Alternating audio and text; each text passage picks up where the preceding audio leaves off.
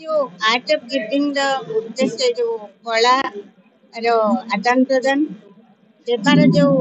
महत्व कार्यक्रम तार अभिनव प्रयास करिसेंती किस टीम प्रतिष्ठाता डॉक्टर अच्युत सामंत ये जो स्वागत योग्य पदक्षेप को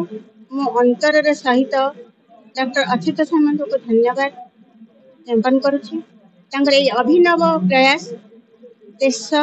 विदेश में प्रकाश हो समस्त मनरे शांति मैत्रीर वार्ता आनिदेव ये हो मुख्य लक्ष्य जहाँ मो अंतर सहित धन्यवाद जनाऊँ। तेणु आमर यहाँ कार्यक्रम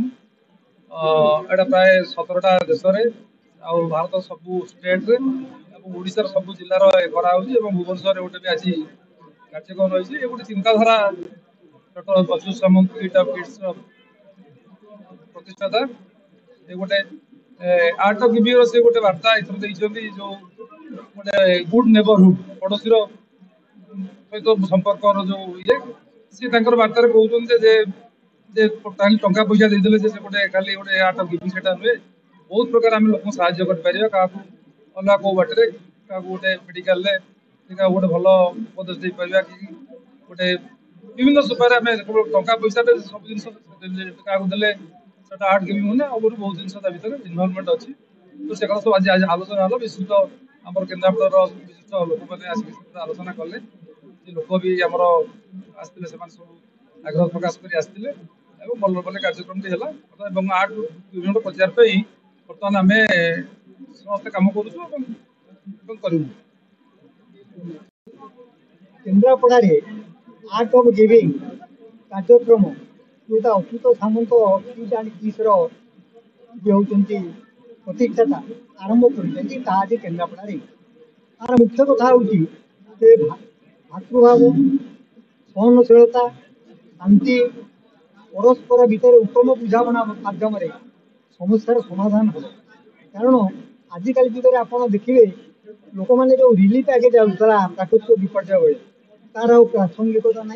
गुरुत्व ना कारण सरकार अनेक परिमाण अनेक भाव सहयोग बर्तमान कथा हूँ मनीषवाद मानविकतार समस्या आज केमी सामाजिक स्तर में जो अवक्षय देखा तार मुख्य कारण हूँ सामाजिक बुझाणा भितर लोक मान भितर आना तेणु से कथा जदि पुनरुद्धार कर भारत जो कथा समग्र पृथ्वी आज आदृत कारण पशुधक कुटुंब विश्वर प्रत्येक लोक गोटे परिवार यही जो कनसेप्ट को अच्युत सामंत आर्ट ऑफ गिविंग रे प्रतिपादन करने चाहते वास्तविक आपण मान मध्यम ये कथा कहवाई चाहे जदि पृथ्वी भातृत्व सुसंपर्क बुझाणा सहनशीलता ये सब गुण प्रकटित हम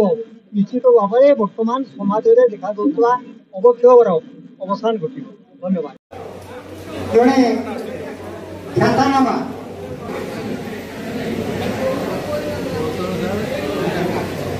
ये जो कार्यक्रम चली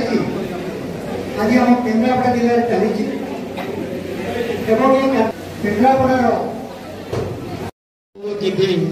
जहाँकि सारा ओडिशा नुह सारा भारत में पूर्व तली सब जगह परिचित पाई